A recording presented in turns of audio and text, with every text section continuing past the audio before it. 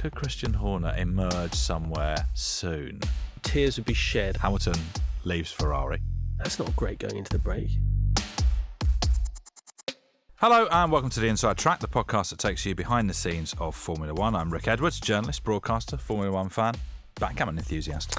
And I'm sports journalist Matt Majende. Each week we bring you the backstage gossip, the latest news, find out who's thriving and who is under pressure. Quite a lot to talk about this week. Expectations for Red Bull in Hungary, as discussed on the last episode of The Inside Track, were low. They weren't this low. This was a really, really, really poor weekend. Yeah, when they were saying, it didn't have high expectations, don't normally go well at this track, they weren't talking about sneaking into the top 17th. that was not the estimation. So it was a calamity weekend, like from start to finish, from first practice, second, third qualifying race, nothing went smoothly. It was just adversity upon adversity. Something quite funny about Liam Lawson coming 8th ahead of Max Verstappen, though. I think. Well, I mean, that's good, isn't it? It was the person who wasn't deemed good enough to be at Red Bull finishing above. Yeah, that tickled me. Yeah. I liked it. More positive news going into the weekend was Max Verstappen saying, I'm going to stay at Red Bull for 2026. So I imagine the mood going in was quite good. It was great. It's his 200th race. Rapidly deflated. 200th race for the team, a celebratory feel. He announced that right at the start of the weekend on the Thursday. Bam. Let's go. That's a lift. Everyone, let's go. But unfortunately, nothing on the track backed that up. And it was this momentum that you hope that would carry into the weekend, into the Friday, Saturday, Sunday, just never materialised. And they were just scratching their heads to explain why it didn't work. They tried all sorts of things. It just didn't click into place. A summer break is now upon us, which means silly season, which I enjoy. Any old nonsense because going on. Nothing's going on, so you just make stuff up. and see if anyone bites, really. As always, if you want to watch us in the studio or get the latest video content from race day, subscribe to our YouTube channel, the Inside Track Podcast. So we'll get to the top of the rankings. Lando Norris and Oscar Piastri. Great race. Brilliant race. Really, really right until so tense the end. The lock-up as he's trying to get past. Oh. And that lock-up, if he'd taken him out, it is.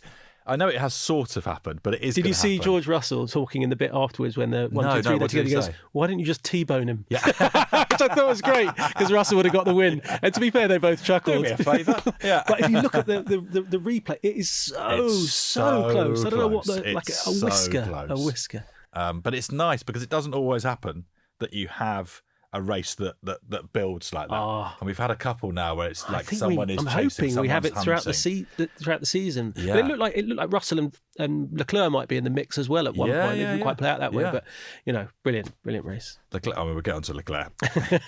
he wasn't a happy bunny. But for Red Bull and Verstappen, it was just from the first free practice to the race, just rubbish. I'm pretty certain that every session he went on the radio and said it's like driving on ice. So when you're travelling at 200 miles an hour in excess of, it's not great to have that feeling that you've got no grip, because you want to have faith in the car that the car's going to stick as you go around these corners. I was trying to work out if Red Bull have had a worse weekend. Yes, they had a DNF when Max got driven into. I don't think that's as bad. I actually think that's better. Like him getting knocked out of the race. Like it wasn't because the car was not because the car was rubbish. This is literally with the best racing driver that there is currently out there finishing 9th, and their second driver finishing 17th. Did you see the moment where Max pulls over, I believe, an FP1 to the side of the track and just hangs a little white towel out, almost like a sign of surrender? A bit early in the weekend. But I just thought, obviously it was a good call, though. There was an error that was left in there, and obviously he said it's not going to be safe to be left in there. But it's sort of succinctly summed up the weekend for them, really. Yeah. They had a couple of upgrades, Red Bull, like small little tweaks. And I know that, this track doesn't suit them. They don't do particularly well there.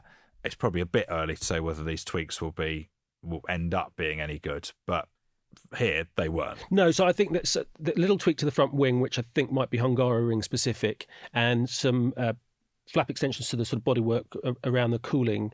So whatever they did to the car, it did not make it better. I think they'll readily admit that the car was not better for that. Yeah. Whether this is an anomaly circuit and it's been exaggerated this year, we'll see. Zandvoort will be interesting to see. Max's home race, you want to go well there. Be interesting to see if they're a bit more on the pace. Yeah. At what point do you think Red Bull say this season's not really salvageable and just start focusing on 2026, which was a massive It depends year? a bit on the bank balance with the budget cap, because your budget cap, your cost cap is set around each car. So there'll be, I guess, money still spent on this car, but they're going to want to be their workforce and time increasingly being moving over to 2026. Yeah. When Pedals and I talked last week, we both used the example of Monza. Yeah, I guess that would be that. Yeah, very pleased. Yeah. Pat, well done me. Pat on the back. My guess will be, there'll little tweaks for Zandvoort, Monza, and maybe not much beyond that. If they find they can do something that's going to extricate a little bit here and there, maybe they'll do it. But the attention is soon going to be fully turned into 2026. I suppose the other question is, what would salvaging this season even look like for them? Because, I mean, getting third for Max will be important, and actually that's pretty close now. Well, also where you are in the constructors equates to huge amounts of money. Yeah. So, I mean, so that's a big. Where are they in the constructors? Gosh, I think they're fourth. Well, I mean, if we look at that race, they were the fifth fastest car at this race. They are slowly trickling down. There was a point where, Max hasn't now finished Yuki's on the podium. Not exactly helping, is he? Well, he's not supplied many points, has he? No. But Max hasn't finished on the podium for 4 races now. They have taken a step back. Ferrari have sort of jumped above them. But they're super, super competitive. I always talk about this Red Bull, the mentality, the competitive nature of them, and Max Verstappen. He won't want to have the rest of the season languishing in lower order in the top 10. He'll want to be doing well, and that's the Red Bull way. So they'll give him every opportunity they can for him to still be competitive this season. So maybe they'll come out all guns blazing in Zandvoort in front of all of the Orange Army. Well, I mean, he'd like that, wouldn't he? Yeah. I'm going to take on your role for a moment here and be a Yuki apologist. Yes. Insofar as 17th is bad, but relative to Max's performance, it doesn't look as bad. This is osmosis. I've slowly broken you down. You've broken me.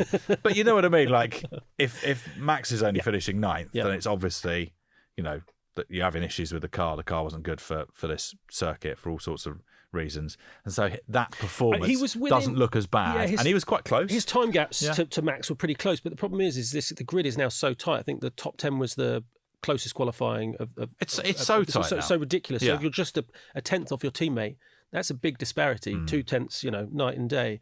Now he is working hard. Like, he flew straight back to the UK, Yuki, from that race in the sim at Red Bull's HQ, Milton Keynes today, looking ahead to Zandvoort. The summer break doesn't start until Friday, so do you think they won't let him out until Friday? just bringing him meals through a tube. Yeah, it's a lovely image. Faster, you need to be faster. But he knows it's simple. He needs to be quicker. He needs to be quicker. He needs to be closer to Max. He needs to be scoring points, and he's not doing that. I don't think that's the best insight you've ever offered on this show. No, but I mean, but yeah. Well, you wait. We've got a clip coming up that'll back that up. So, okay. What? Back up the fact he needs to go faster. Yeah, you'll be surprised. There's not as complex an answer as you might think. Going in this weekend, what was the mood like within the Red Bull camp? Because they'd had this great news with Max. Yeah, and I think there was a different Spa. We talked about that sort of sense of mourning, a bit of insecurity. People were a bit lost, didn't quite know what they were doing. It's not like they've forgotten Christian Horner, but Formula One moves forward so quickly that it's like, that was last week's news. Now we're back to going racing. There was a different feel, team, motivated to get things right. Obviously, it didn't work at that track. The other bit I noticed, and not just Red Bull specific, was this end of term feeling. We've had 14 races, summer breaks coming up, and it felt a bit like, those marathon runners or triathletes when they fail just at the end and their whole legs go to jelly and they collapse over the line. It feels a bit like people are doing that up and down the grid. And as I say, not Red Bull specific. Long season. I mean, massive, isn't it? And there's still 10 more races for them to go. Break. Yeah, to collapse, just to shut off. But yeah, I think the motivation's there for them to in this new era to to knuckle down and do well, but that was not the weekend that anyone hoped for. But it's essentially the point in the season where you're in the classroom and you're just waiting for the teacher to wheel in the big telly and say, we're just going to watch a film. Yeah. What would the Red Bull film be? A horror film? It's sort of Blair Witch Project type thing, isn't it? Yeah. Yeah. I mean, it's perfect. I like it's a lovely image. You spoke to Laurent Mekies last weekend. Yep. Off the record, and he said he'd do you on the record this weekend. He was true to his word. I assume he's a man of his word. He was true to his word, sure enough. I mean, it's great. The only interview he'd done the previous weekend was with Formula One, so it's great that we got a first shot at it on the Thursday of the weekend. Well, I hope so. You're always banging on about your fantastic access. And it was really nice to talk to him. He's a totally different character to Christian Horner. I don't know him very well, so great to have that opportunity to tap into him, to find out, like, one of the questions I asked was, who is Laurent Mekies, to get to understand what he's like. He's like when he's not racing, he's a family man. Lovely stuff about his 3 kids. The two older ones are critics, quite his harshest critics. So he comes back from Spa, for example, thinking everyone's going to be delighted. I got a sprint win. What a start to my era. And his kids were more focused on the main race and how things didn't go well. So I love that. I love it, isn't it? Yeah. It's just sort of, How did I do? Well, not so good. Not well enough. And one of his kids is 2, and I talked about the terrible twos, whether that translates into French. He goes, yes. He says, sometimes there's a lot of love, sometimes there is less love, which I thought was quite nice. But then my 2-year-old at the moment is a lot of his. Well, you and Laurent would have a lot to talk about. He's got a lot of emotions. You and Laurent would have plenty to share then. Oh, my Lord. It's a roller coaster. Yeah. But the main thing that he was really talking about was his 2 drivers. And I loved talking about Max Verstappen first. And with Max, he knew about his brilliance, this 4-time world champion, how good he is. But it was lovely to see that he'd actually surprised them. There's even more there to him than he expected. And there's a little clip of him talking about that now. The numbers are unbelievable. And we have all been witnessing these numbers as competitors. And then suddenly you get to know him a little bit better, at least since last race. And you discover everything that is behind what you see on track, and then suddenly you understand, okay, yes, that's how you get to such an unbelievable level. And what I mean by that is that we know the on-track level and how unique that is. And then suddenly you discover Max off track and you discover completely off the chart level of commitment, love for the sport, simplicity and direct approach to the good moments and the bad moments, and suddenly it's becoming very clear that the combination of the two makes it untouchable and unique. Yeah, that is interesting, isn't it? Sort of knowing that someone like Verstappen is going to be incredibly committed and driven, and then seeing him in action and being like, he goes even further. Yeah, than I that. love it. You expect him to be off the scale, but he's off the scale. He's actually off the scale. Yeah. You can get further off the scale. I love that, and his excitement and enthusiasm for it as well. Well, it must be exciting for him. Yeah, of course it is. Work with this incredible talent. Absolute superstar, yeah. And they seem like they're bouncing off each other pretty well. And what I liked, Laurent, just as I was saying, sort of different ways of working, but seeing how every day, like I always like to get to the track early, beat tedious traffic. Of course you always do. Yeah. Consummate professional. You scream turning up early. So true. But Laurent also is an early arriver at the track, and he was coming each day and with Helmut Marko, and they'd go to the right-hand corner of the energy station, sit together for a coffee or breakfast and talk about the day. And then just seeing this energy. Pedals was saying to me he can't keep up with him. He's just too fast. Literally, physically can't keep up with him. Because 1 minute he'd be in the energy station, then at the back of the garage, then in the garage, then up at the engineering office. And this ball of energy, I think, would be quite infectious for the team. And he's a very different flavour to Christian Horner. And that, we mentioned this briefly last week, the fact that he has this engineering background means he will inevitably bring something quite different. Yeah, you think so. I mean, he's an engineering mind. There's a lot of team bosses sort of going down that route, a bit of engineers that then taking a step up, and that's sometimes that's different. But Yuki talked about it, how he has a very good understanding of what the drivers are talking about, feedback. I'm not saying Christian didn't, because he had 20 years of experience of doing that, but Christian wasn't an engineer, and that is Laurent's background, and he's had great experience at the sister team at Ferrari, at the FIA, and yeah, it'll be interesting to see over periods of weeks and months how that feeds into the team. And just remind me, Laurent is married to, it's Mel B, isn't it? Yeah. Yes. Did you, I assume... That totally caught me by surprise, yeah. I assume you asked Laurent about your boy Yuki. Yes. Now, similarly insightful as you'll hear from me, that it is a simple answer to Yuki's situation. Problems. Yeah, okay. We'll have a listen. And what about of Yuki? There's been conjecture about his future, different stories. Positive turnaround for qualifying at the last race. What does he need to do in your mind to cement his place for next season? Yuki's speed, we don't think it has disappeared. He has had a very unique pass with such a steep step forward last year and at the beginning of this year. We know that talent, that speed did not disappear. So our job is to try to make sure that he is able to express that speed, and if he does, he will get the right results. If he does get the right results, then that's what we are looking for. Yeah, Great minds think alike. Yeah, it is a little bit footballer saying, we just got to go out there and score more goals than the Oppo. But yeah, I take the point, but how patient are they going to be with a lack of speed? Well, I think we'll find out very soon after the summer break. We've got races coming in quick succession. He'll only have a few races to prove his worth, that he's the right driver to stay and be alongside Max next season. So, and he'll know that. He'll know that pressure. The eyes will be on him from the hierarchy of the team. Now, a quick glance into the rear view mirror. Christian Horner. There's obviously lots of speculation about where he might end up next. It's hard to imagine that he doesn't end up in Formula One again, because he loves it. Yeah. And there have been a couple of sort of sightings of him to maybe give some hints. So he so if we talk about the Grand Prix week, obviously he wasn't at the Grand Prix, but one night he was at the Oasis concert with Adrian Newey. So there was all this talk that they'd fallen out. The relationship was no longer as good as it was. Horner had always said it was good, like Newey's godfather to one of his kids. And there they were at the Oasis gig together. And then also Horner was having lunch with Flavio Briatore, I think in London. So there's two links there. You've got the Alpine story, which you've already heard about, the possibility, and then there's the even more crazy one of Aston Martin maybe and reuniting with Adrian Newey. Now, we talk about Formula One silly season, so let's kick it off. Let's Alpine, Aston Martin, all of those things, just fun.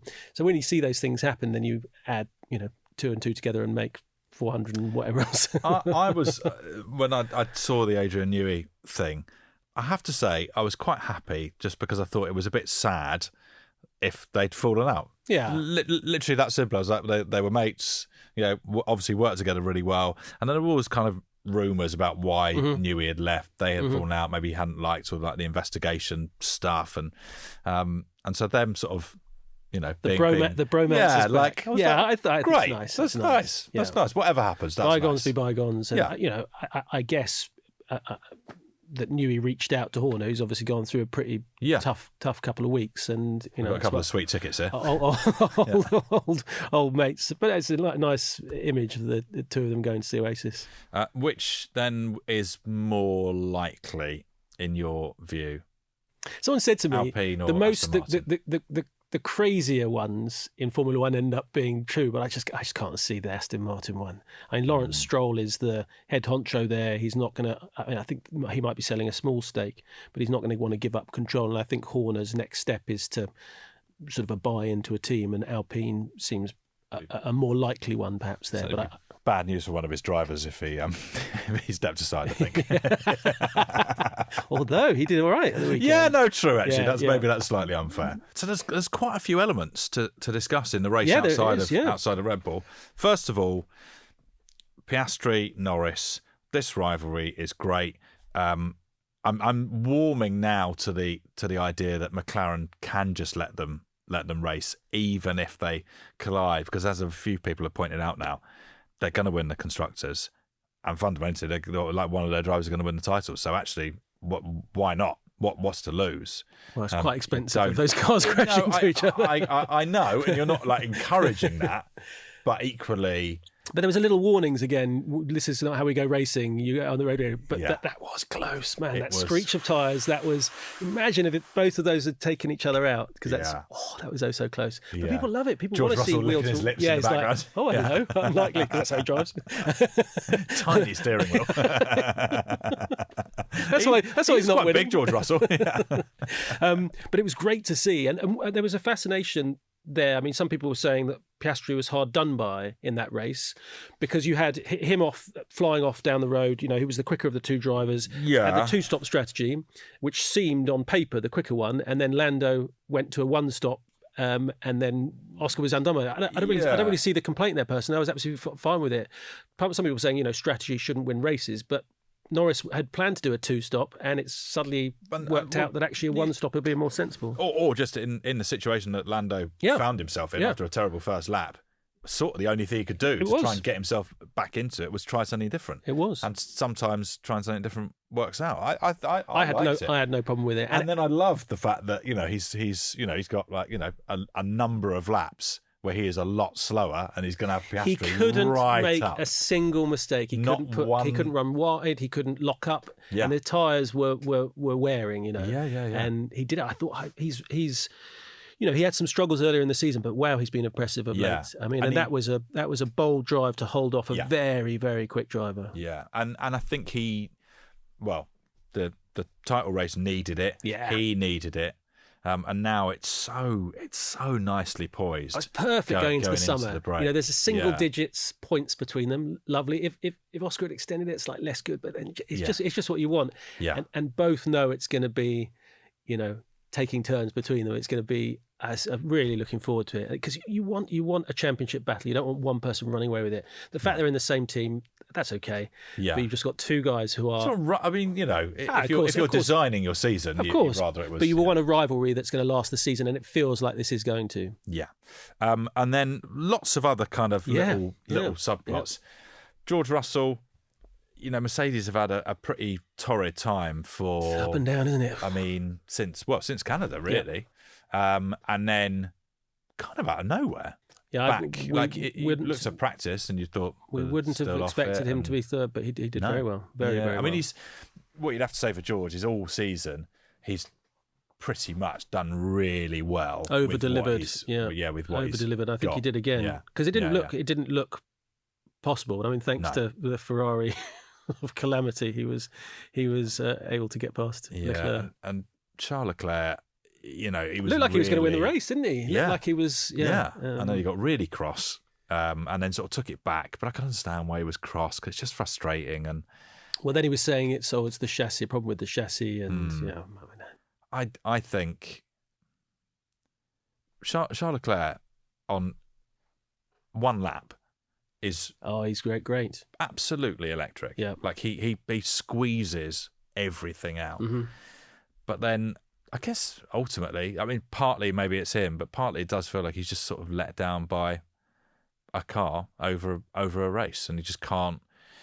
He sort of over delivers in. I really thought he was going to be in the mix with this battle with the two McLarens at the end, and it was great, and it just totally fell away. I mean, it was a pretty frank exchange, I say exchange, just a pretty frank, just from him. For frank monologue, monologue. Yeah, he was not a happy bunny, no. But he was a bit like.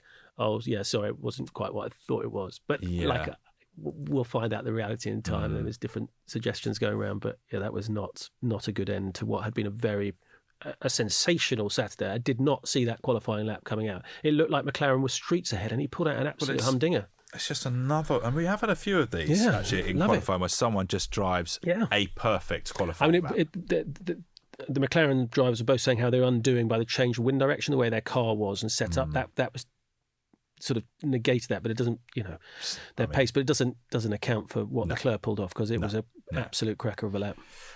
Lewis Hamilton and the other Ferrari. Oh. You look at last week when he's getting through the pack, and you're just like, this is it looks like Lewis. He could be a podium finisher. Yeah. Is that what you're saying? Not quite. And he just What a shocker! That he described comment himself as absolutely useless. Comment.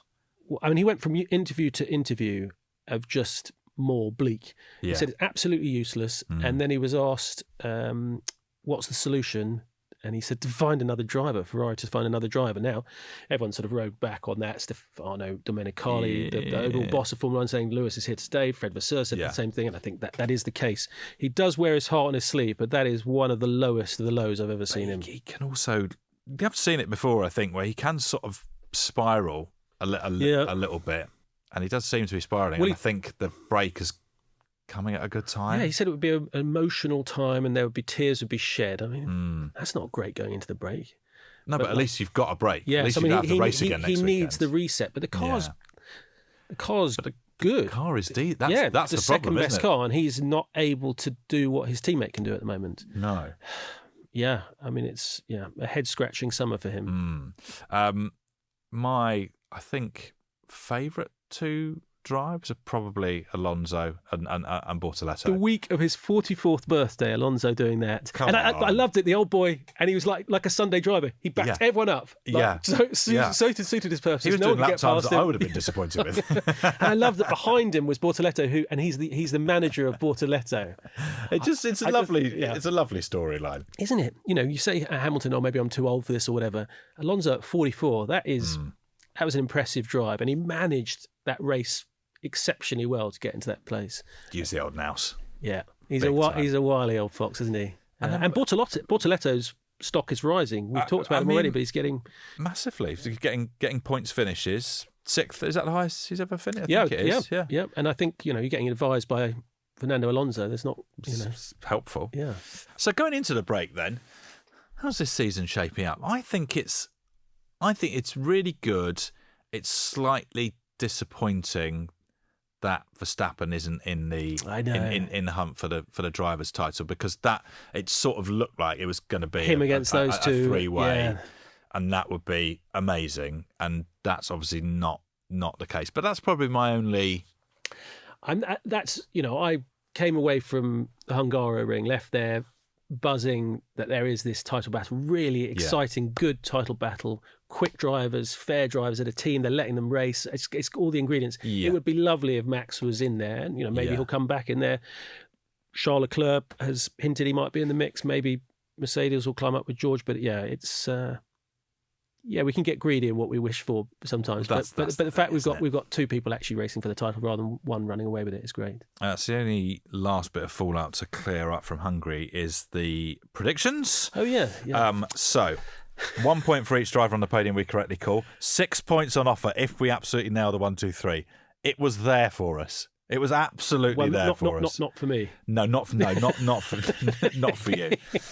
So we're competing over the season against each other, and then you, the audience, and then an AI. And the AI, mercifully, is not doing particularly well. You admitted that you might have been using heart over head when you put Hamilton on the podium. So you had Norris. Is that the worst podium selection of the season? So look, don't know what you think about this, but you had Norris, Piastri, Hamilton. I think you should lose a point for Hamilton. It's not in the rules. It's not in the rules. No, but you're quite a way ahead. I think it would be the decent thing to do. To take a point off. It's not in the rule. I'll have a look at the small print. You can have a look at the rubric. It's just no. I'll just take your 2 points. No, because you take the 2 points and then you just have the embarrassment of it. Yeah. I could see the chuckle on your face knowing it's coming. The fact that I only get 2 points and I've gone Norris, Piastri, Leclerc, and you must have been worried. I was definitely concerned, and then when he starts complaining, I'm like, oh hello, wishing for someone to get past him. I just thought this is it. Yeah. And then the AI, Piastri, Norris, Verstappen, less good prediction, but still gets his 2 points. And then the audience, I'm sorry, Josh, but Verstappen, Norris, Leclerc feels just you've got to realise by now that you pick the McLaren drivers. But if you're a Red Bull fan, it's just a Red Bull fan. I suppose. So that leaves us Matt 29, me on 25. See if I got the 6, I'd be infuriating. The AI on 23 and the audience on 21. That would be fun. We'd be level pegging heading into the summer. Yeah, that's what we wanted. That's Norris Piastri. Yeah, that's the championship battle that people wanted want. It. Yeah, whereas I think, I don't know. It's I could still reel it in, but I'm not feeling particularly confident. If you want to submit your predictions and represent the struggling audience team, you can just pop a comment on the YouTube feed below, or shout us on Instagram at @theinsidetrack_podcast.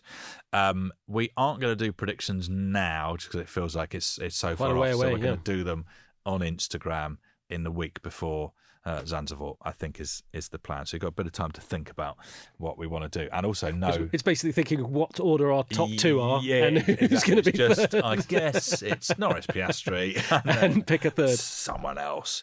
Hamilton. I'm not sure who'll be my pick in the next race. We'll see. So it's the summer break, which means one main thing, just enforced complete shutdown. So the teams aren't allowed to go into work. They can't do upgrades. They can't do anything. It's effectively just a way of mandating you have to give these it's poor cool. guys a break. They even have like a software thing that kicks in at the teams, and so you can't email. Yeah. So if I was to email someone at Red Bull, I'd get an automated thing saying that they won't be seeing this email to whatever point. So they have to force the switch off, because teams always push everything they can. So this has to be properly enforced for the welfare of people, because we talk about how exhausted everyone is. You've got to have this break. So Friday, I think it's like Friday, 5 o'clock, bam, emails off, and then two full weeks off, and then they go racing again.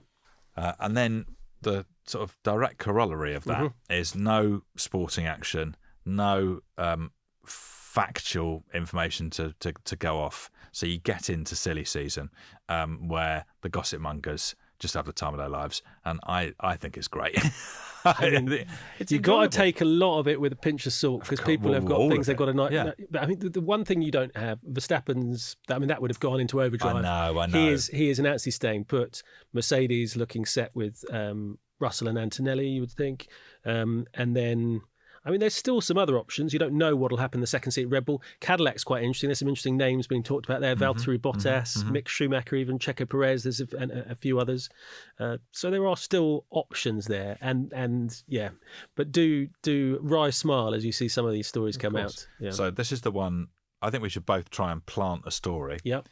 And I am going for one that is slightly outlandish, but also sounds plausible. So I think it's got a chance. So I'm saying Hamilton leaves Ferrari. Huh? You like that already? Bortoletto comes in. Oh, where's that come from? That's come from me. That's come from me. This is how it begins. Exactly. This is how it begins. You say that. Bortoletto in that seat alongside Charles Leclerc. That'd be quite fun. It'd be really fun. But I mean, Hamilton's having a shocker. He's definitely staying put. Don't shoot down my rumour. Well, this is what I'm here for. Okay. What have you got? Give me a good one. Yeah, Lawrence Stroll to have lost patience with his own son and gets rid of him. Imagine, awkward Christmas. Really awkward. But I don't know who they'd bring in. But who's the? I've mercifully forgotten his name. The old Haas Russian oil guy. What was his name? Oh, yes. Mazepin. Yeah, Mazepin, yeah. Nikita Mazepin. Mazepin. Bringing him in. Yeah. He was a belter. No one's bringing him in, are they, realistically? There we go. You're already starting your rumours. Yeah, okay, You're good at this. Yeah, good. Thank you. Thank you very much. Any ones from over the years that you've particularly enjoyed? Gosh, I can't think. I find it quite tedious personally, because this is a period where I can normally take some holiday time, and then people are checking in and saying, is there any truth in whatever? I'd like no rumours. Just a flat no, isn't it? Or just not reply. Yeah. So I should turn off my emails on my phone is the answer. Have you got any? I can't think of ones that spring to mind, actually. Not really. I think you are right, though, that the most sort of outlandish ones are the ones that are more likely to come true somehow. Yeah, bizarrely. It's just Formula One. The crazier, the more likely they are. So well, let's see what the next few weeks holds for us. Yeah, I mean, could Christian Horner emerge somewhere soon? Probably not. Well, I mean, there'll be some. That's I imagine quite fertile ground. They're still negotiating. You would think the terms of his exit from Red Bull, so that would have to take place. But I can't imagine. Would he have a long gardening leave or not? I wouldn't think so. Like because they're trying to sever ties. You would think they both want to go their own ways, but that's for the lawyers to be deciding and thrashing that out. Yeah. How quickly, it's difficult. We don't know for sure how quickly he gets to Aston Martin. We don't know. Alpine or whatever, anyone wants to sell, because the inference is he has backers behind him and he wants to come in and have a sort of takeover or a buy into a team. I can't. Those things don't always necessarily happen rapidly, do they? Do you think that's the most likely thing, that he tries to buy a team? Yeah, or with backers comes in and buy a stake of a team. Yeah, I think that would be the next step for him, because he's done the makes sense, running a team. This is a bit of a Toto Wolff type approach. I think that would be his next step. We know that Christian Horner sees Toto Wolff as an inspiration and a hero. Yeah, they're very very close. Yeah. I bet you Toto's missing him though. Have it, of course. Haven't seen them go out for lunch yet. No, that'd be good. Yeah, that would be good. Get Zach Brown along. That's a great thing for this 3-week hiatus. Those three just having a fine old time at. Zach Brown was saying how it's like a bit more chill now that Mekies is there, and they had a nice chat together. But I think he misses the little locking heads. He misses it. Drive to Survive. Yeah. Must be livid. Well, actually, maybe Zach Brown's a bit worried that he'll end up being the pantomime villain, because Christian Horner played that role, and who's going to fit into that one that's the sort of mini baddie, And Horner was very good at playing that and knew it was just a game. But I think... Who else could be the baddie? I think Zach Brown's the only one that seems obvious. Could Flavio Briatore sort of be a baddie of some ways? Maybe. Zach Brown's a bit too... affable, I think. Although he could be affable as well. Yeah, Brown can be quite punchy, and they're going to have to create someone to be the pantomime villain. And so I imagine he's probably a bit worried it's going to be him. Someone reminded me of him drinking the bottle labelled tyre water, which is funny. So he has got a bit of edge to him, I suppose. Yeah. Okay, that is it for our last race review of the first half of the season. The Inside Track will continue with weekly episodes throughout the break. We'll be bringing you a series of summer specials, including exclusive interviews and maybe some nonsense rumours. As always, find us on Instagram, TikTok or YouTube by searching for the Inside Track podcast or looking at our show notes. The Inside Track is funded and made by BBC Studios, a commercial company that is wholly owned by the BBC. It's produced by Jarek Zaba, video editing and social media by Georgina Revel. Paul Smith is the executive producer.